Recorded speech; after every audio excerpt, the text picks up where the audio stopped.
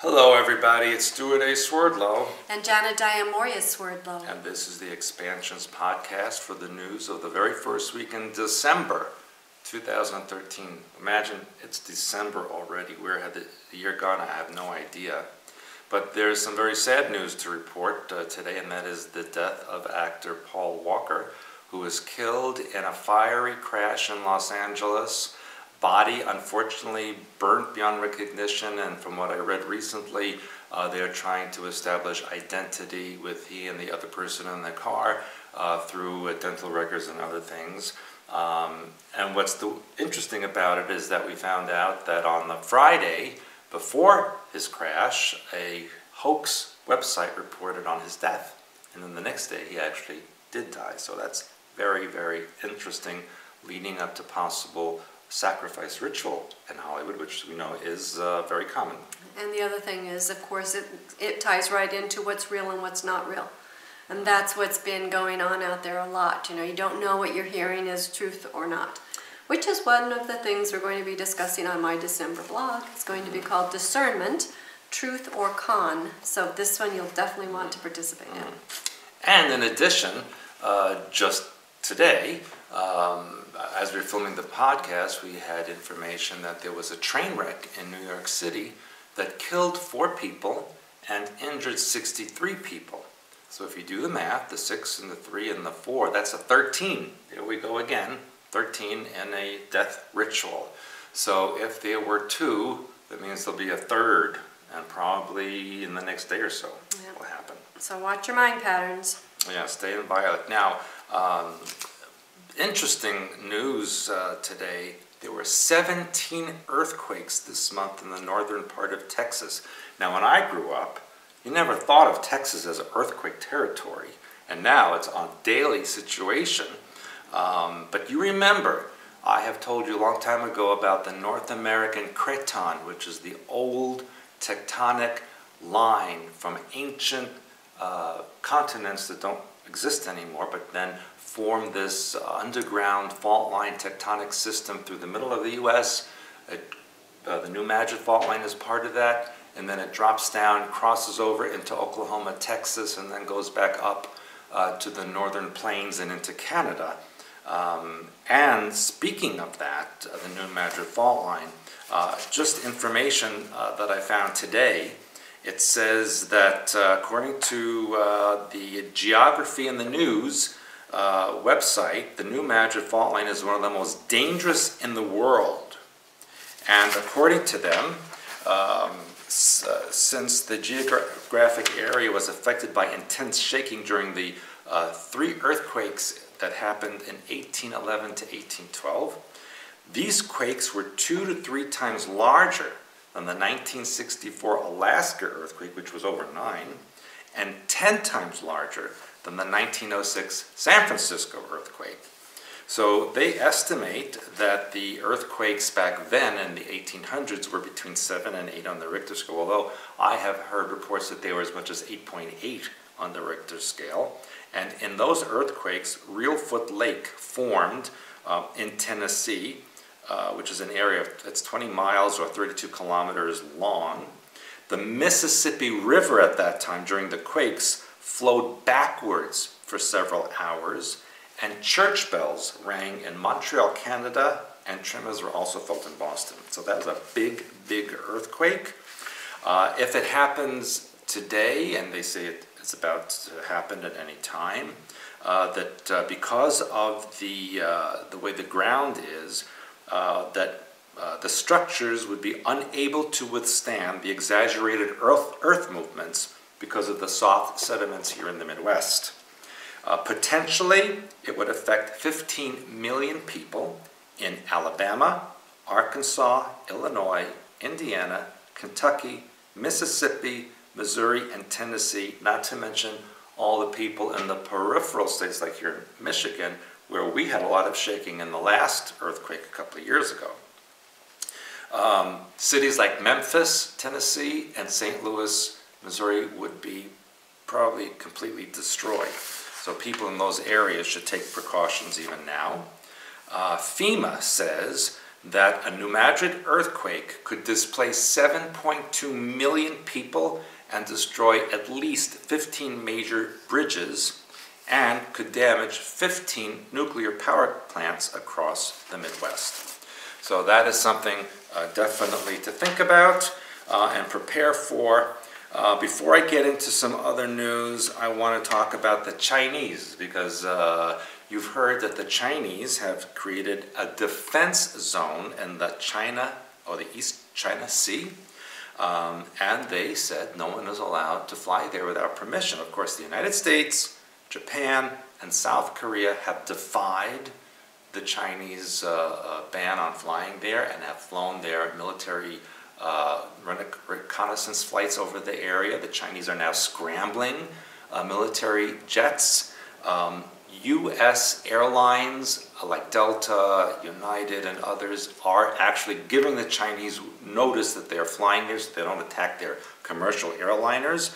All of this because of oil and gas underneath the sea there, underneath these little tiny islands that are the size of your thumbnail, that the Chinese claim and the Japanese claim and even the Taiwanese claim.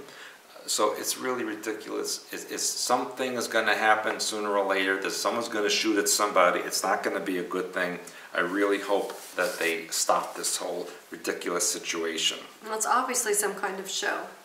Well, yes, it's a big show, but the Chinese, you know, they don't like to be third wheel to the U.S. and Russia. They want to have their own superpower status, and so they are now flexing their military muscle. And, well, look, there's over 1 billion of them, and their armies are bigger than the population of the U.S. and Russia combined.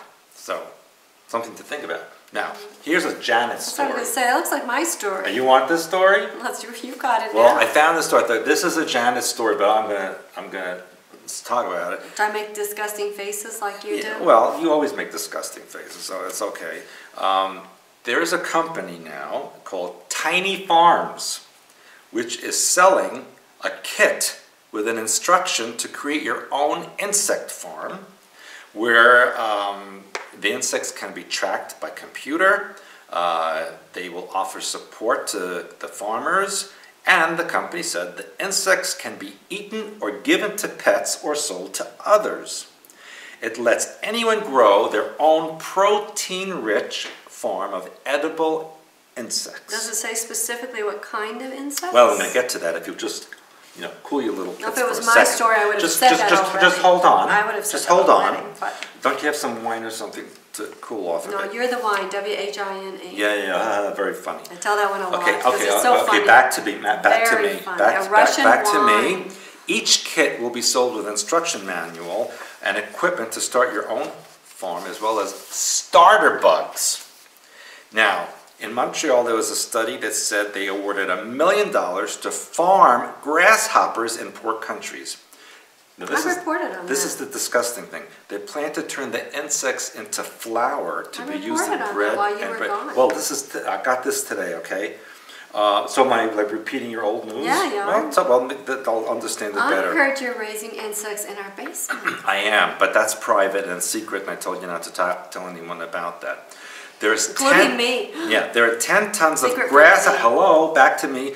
10 tons of grasshoppers are due to be delivered to Mexico because Mexico doesn't have enough bugs by March. Okay, so forget my story. Then if you The did kit that was already. a new one, but the other stuff I Okay. already The told insect types will be locusts, grasshoppers, and worms. Mm-hmm. And did you talk about the EU plan? Maybe. No. What is it? But the EU plans to spend €3 million to research the potential of insects as alternative source of protein. And get this, all you Europeans, the Europeans want to put this as additives in burgers and other fast food. So let's go to French McDonald's and German McDonald's. Europeans don't have too much fast food over there. 2.5 billion people across the world eat insects. The UN Food and Agriculture Authority is promoting edible insects as highly sustainable source of nutrition. Now here's what you should tell in your cooking podcast. Mm-hmm. Worms contain 3 times as much protein as beef browns, and 4 crickets have as much calcium as a glass of milk. That's because of their outer exoskeleton. So let's just chew on some crickets instead of having calcium. Or milk. Or milk, yeah, which I don't think people should drink milk anyway. They're going to put the dairy farmers out of business one way or the other. Yeah. Well, now, switching gears a little bit, of course, we always talk about false flag events and that kind of thing. People, oh, it's a conspiracy. Well, here's documented proof that the governments do this.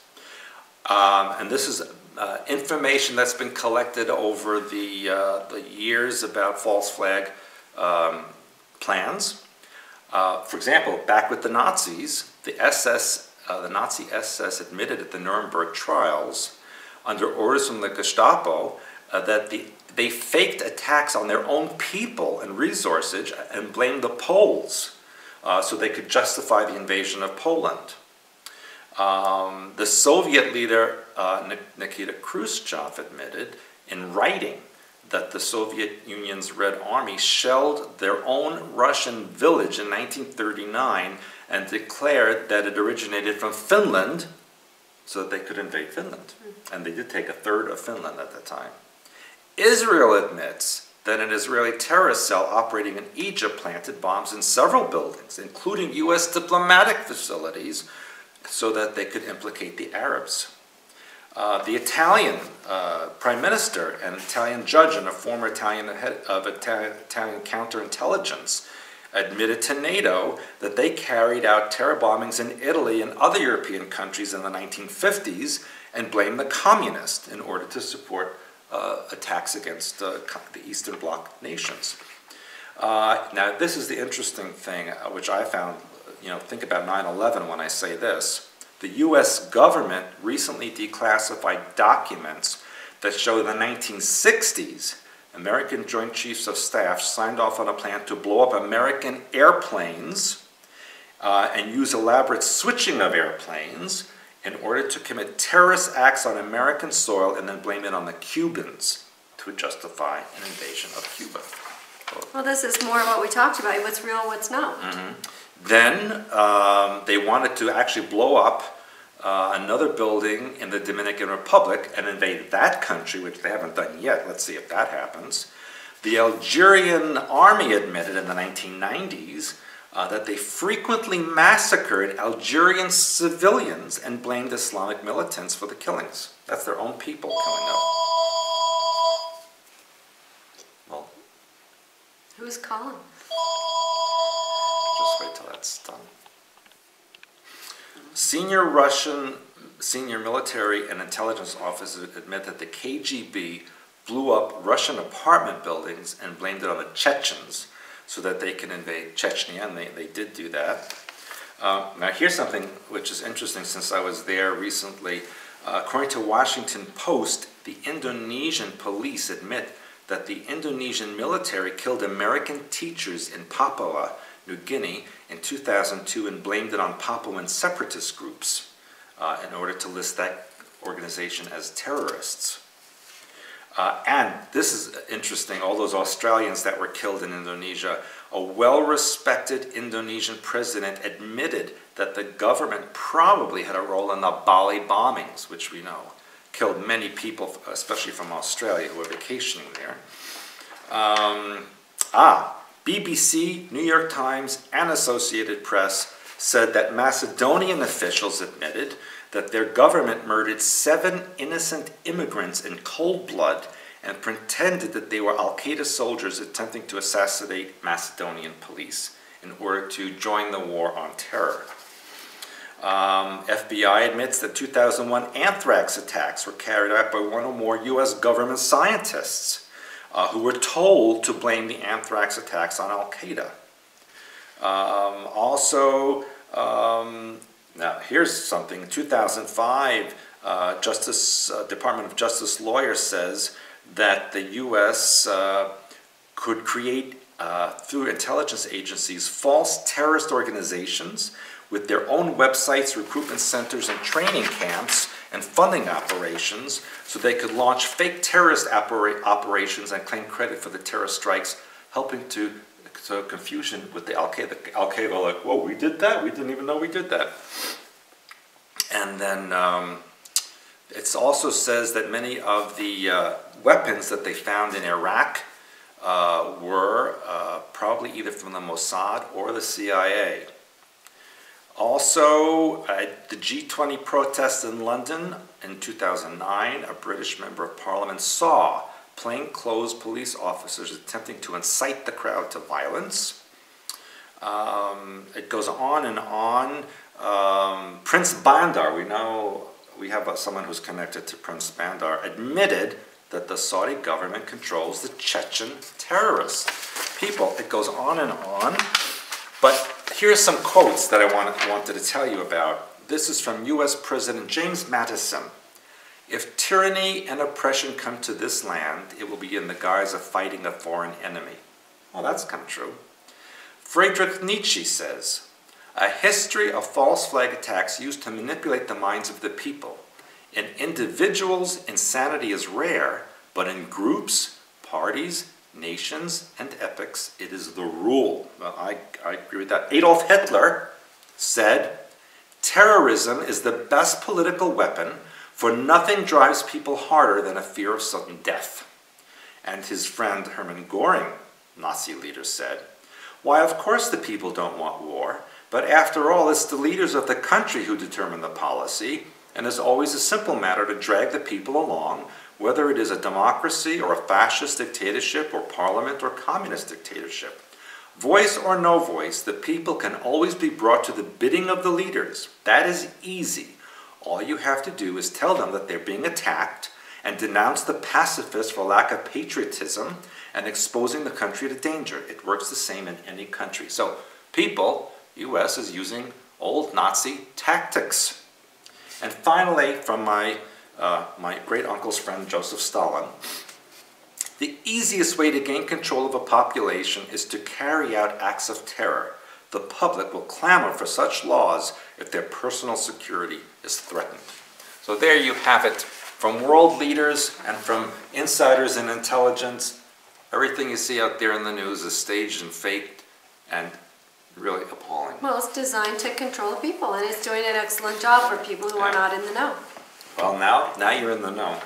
So Is that it? Yeah, you got any bug stories? No. Sex stories? I got lots of stories, as always, and these are kind of interesting because they are all interrelated today, and then you'll see as we move along. All right. The first story I want to tell you about is this is kind of circulating over the internet. There's a baby. It says it was taken from the womb in the United Kingdom.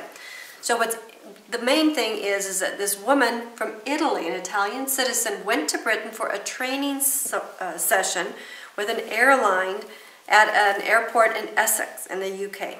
While she was there, she had a panic attack. She got frightened. She was taken to what she called the police, and she thought she was going to the hospital. Instead, they took her to a mental facility.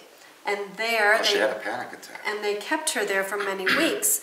And while she was in there, they sedated her against her knowledge and performed a C-section and took her child. Oh my. And put the child into foster care. So when she woke up from the operation, she was told that she had been operated on, the baby was taken and placed in foster care. She is now back after 15 months. The baby's back? No, the mother is back from Italy. She went back to the UK to try and get her child, who is now 15 months old. They don't want the baby to go back to the mother because the judge said even though the mother appears stable now, it is possible that the mother could have a relapse and the child should therefore be put up for adoption. Where's the Italian government? Well, the Italian government is getting very upset because they said that she is an Italian citizen, that the social services should have contacted the next of kin in Italy before all of this happened. So the Italian government is also very disturbed. And also, they said an expert in social care said the council should first have found out that she was basically unfit to make a decision herself. That was never documented or decided. So a couple of things going on here. First of all, who is this woman? They won't name her right now because of legal reasons, obviously. And also, in my opinion, there must be some genetic reason they want that baby. I'd like to know who she is. Yeah, who she is and the genetics of the child and what's going to happen between Britain and Italy over this, because this is kind of a big deal going on where they start taking basically the child as a citizen of Italy which is now being held against the... Where's the child's father? That's not even been reported at this point. So, but again, when you call the authorities for any reason, you never know exactly what's going to happen. So unless the authorities need to be involved, I caution you to do your best to resolve whatever your issues are yourself. I mean, sometimes, yes, you have to go to a hospital or you do need the police, but strange things are happening out there. Well, don't go to England if you're pregnant and a little disturbed. Apparently not.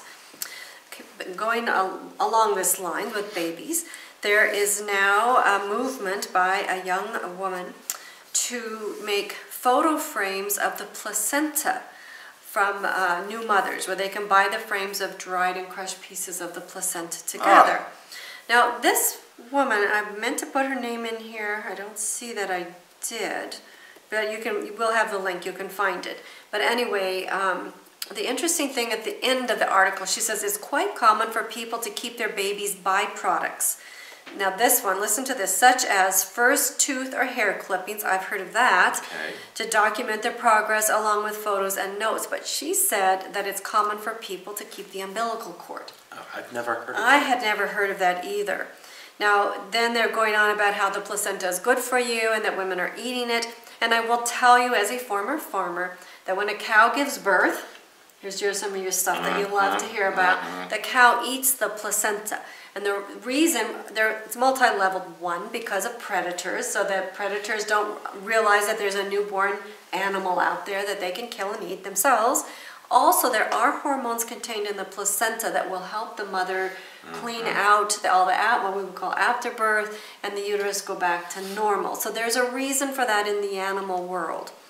But don't stuff your turkey with it. Don't stuff your turkey. No. Speaking of turkeys, moving on along, I have another article that says that Europeans indulged in cannibalism until the 1900s.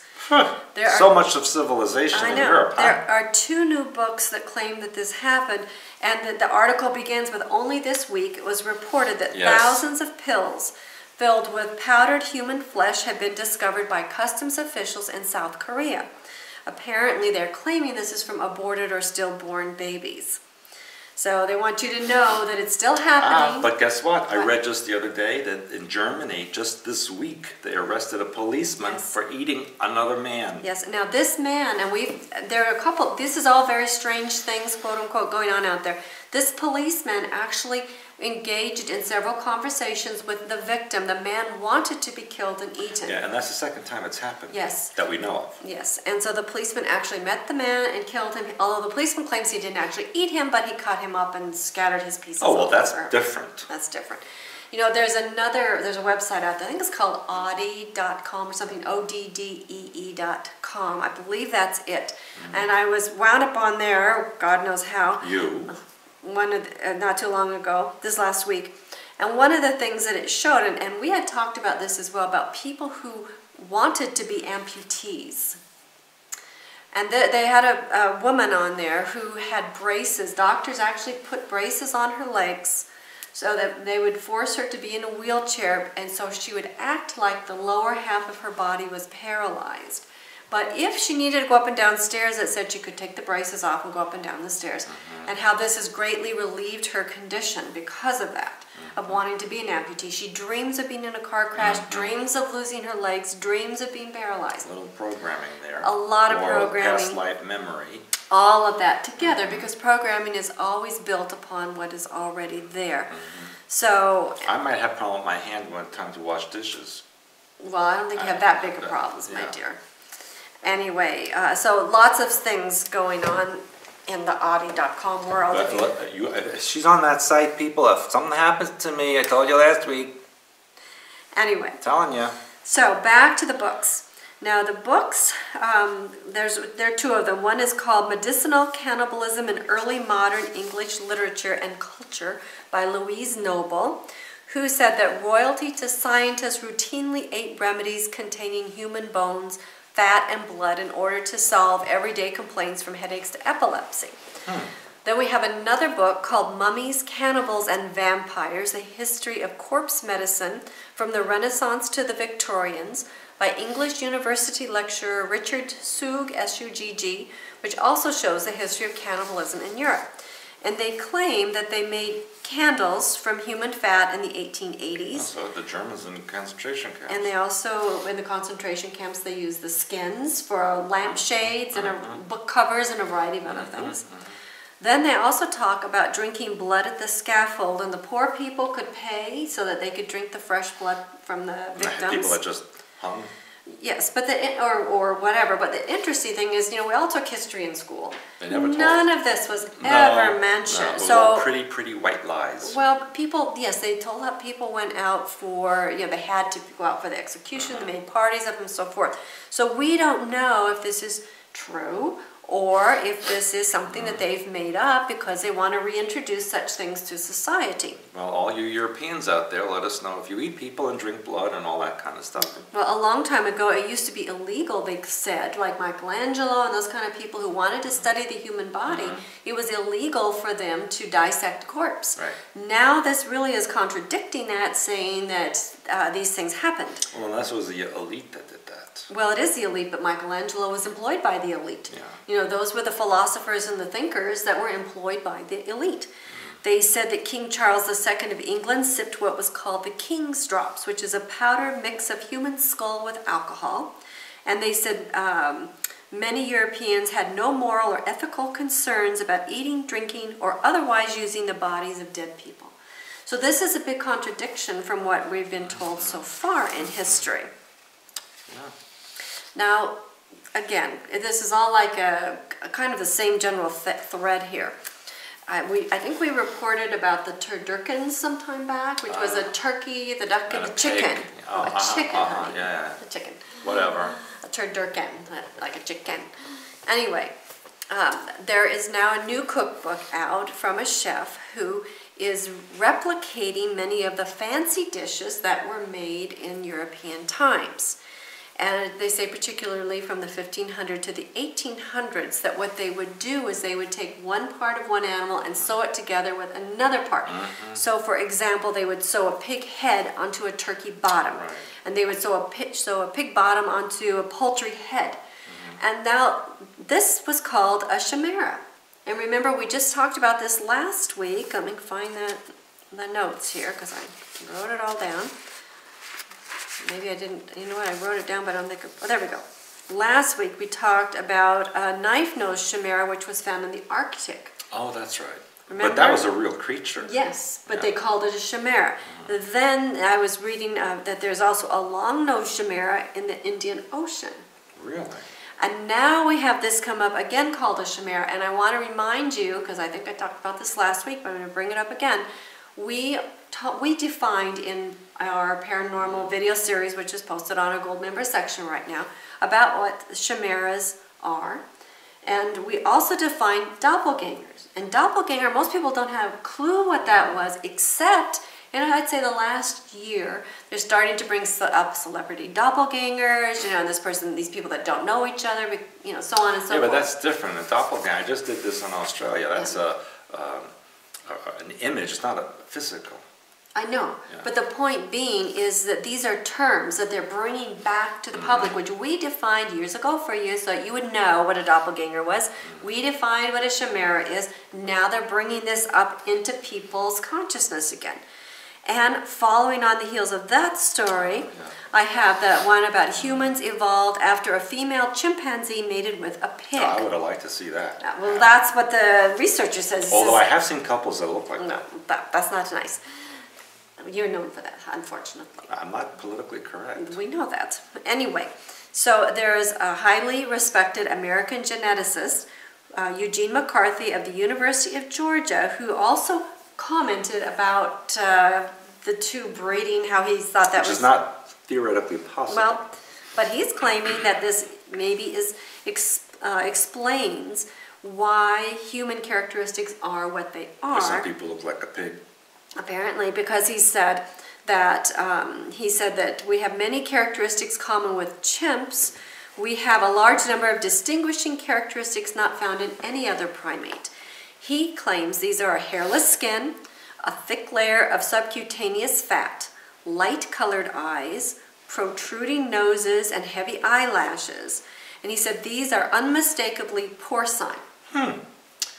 So he also says pig skin tissue and heart valves can be used in medicine because of their similarity. But I've explained all this in Blue Blood. You did. You absolutely did. Should we tell them or should we make them buy Blue Blood? Well, you should buy Blue Blood, but I will explain that why is this, he's kind of getting a little bit backwards. Yeah. Because chimpanzees or simians were actually created from human genetics. That's why there's no fossils of them. And domestic pigs are a cross between wild boar and human genetics. So it's not that they made it in the past, it's that they are the result of hybridization from Atlantean times. And also, isn't that one way for people who want to be cannibalistic to ingest human genetics, and they can claim that they're eating an animal? Well, that's what the term you look good enough to eat comes from. Is that what that is? Anyway, he goes on to say that pigs have qualities of intelligence, affection, loyalty, adaptability, and with an added touch of joyous sensuality. How you get that out of a pig, I don't know. That's why I like pigs. They're my best friends. Well, apparently some people like them more than best friends, which we've talked about before. Yeah. Bestiality, I told you, is coming down the pike too. I have friends who are kind of like apes. Yeah, well, let's not tell too many of your deep, dark secrets. Well, I will. Anyway, so I think that there's a lot of things that are coming up because last week we also talked about that the I can't say it again because it's not in front of me, but the two Neanderthal and the Denovisian. Whatever. Yeah, that they made it with something that was not human. No one knows what it was. So they keep throwing these things out there, changing history in front of us again. And, also I wanted to bring up one other thing related to the Arctic find last week. Up in the Arctic Sea, now we have a rarely seen sea creature that usually goes, or inhabits muddy bottoms of a continental slope at depths of 1,000 feet, excuse me, in the western, central, and southwest Atlantic. They actually found this off of Miami Beach, a hook skate. A hook skate? Well, that's like looks like a big stingray. Yeah. So anyway, they're again finding things under the ocean from Miami all up way to the Arctic and so forth. All right, now this is one specifically for you. Me? For you, because this will help you get your new car. Oh, really? Yeah, all you have to do is give up one of your testicles. Just like this man did. A new series, TLC, called Extreme Tightwads, which apparently began airing November 6th. I think it should be Extreme Idiots. Well, it's called Extreme Tightwads, airing November 6th, so apparently it's passed at this point. This man claims, Parisi, I don't think I got his first name here, that he saved more than $150,000 over the past 2 years by participating in medical studies, including an Ebola virus that paid $5,000 a week. And he wanted to do a flatline study where they stop your heart for a minute. Brilliant. 14-day study would have paid him $25,000. That's it? U.S. That's it. But the Food and Drug Administration nixed that study. They did something right. They apparently. But he can donate one of his testicles. All you have to do, he says, is you go in there, it's 14 don't even days. Tell, I'm not listening. They're going to take one of his testicles, replace it with an artificial testicle, and for 14 days he gets a check for $35,000. That's it? That's it. I wouldn't do it for $35 million. Well, I'm just telling you. Well, maybe $35 million. Oh, no. But, I don't know, $35,000? No. You can't buy anything for that. Well, he wants to get a new car. Well, he's an idiot. But these are the ways, again, get a loan. All these things on the internet where people are afraid this is going to happen, afraid that's going to happen. They're not going to, they're going to put out the little eat a bug. Yeah, I think I would too at this point. But they're laying the path and people are walking down the path. Nobody's forcing you to do anything. They are really stupid people out there. Well, but, people are influenced by a lot of different things. So, anyway. Leave it to you to find that story. Yeah, and then the last one I want to share with you is a face of Jesus, because it is in time for the Some people holy say I look like season. Jesus a little bit. Yeah, I'm not sure who. That it says that this face of Jesus has appeared on a host in front of a priest in a village church in India, and they say the priest has been there for 3 years and would not perpetuate any hoax. That it just started with a little dot on this host thing, and it grew, right there. I guess. But they have that picture on the internet. We'll post the link for you. And this, of course, is just in time for the holy season. Of course it is. Of course it is. And tourist season in India. Yeah, isn't that nice? So anyway, with that said, if you don't want to fall into these kind of traps, and please, you know, our classes are a lot less than like $35,000. Don't have to give us your testicles. No, no testicles, no placentas, no keep chimeras, no stuff. bugs. Yeah. But anyway, we do have our week-long class. Although we really should maybe think of maybe our website selling those bug kits. Bug kits? Yeah, expansions bugs, expansions insects. Yeah, we could do that. Maybe we could name a bug after us. Call it insections or something like that. Not sure. No? Maybe we could sample those at our January class. I always do food treats. You could cook. Instead of calcium pills, we'll hand out grasshoppers. Okay. Just for something different. Grasshopper on a stick. You can roll it in sea salt. Worms have more protein. Well, but I don't know if they're as good. They're a little squiggly to hold on to. The Klingons used to eat called glach or something but like if that. But if you take live worms. a grasshopper and you stick a little toothpick the Klingons in it, knew even back then. and you dip it in some chocolate, and then you could put in some sea salt and roll it in coconut. Who would know? Or we could just put ourselves in that. That would be you. It would not be me. No. Well, No. let's see. Although I did write on the front of the home page something that you're not going to be doing. What? I'm not going to tell you. That's on the home page? It Well, is. now I'm going to have to read the website. I guess you will. Anyway, January, we have our class where we will teach you how to be in control of your own mind patterns. So if you come to our class and we try to feed you bugs, or you don't want to go blind if he takes off, and take off all his clothes, and you will know to turn the other way and go the other way, because we are teaching you discernment.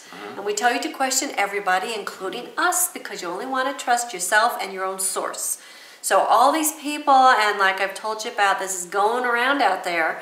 You want to learn how to be in control of your own mind and your own life, and not do silly, crazy things like what we're telling you about here.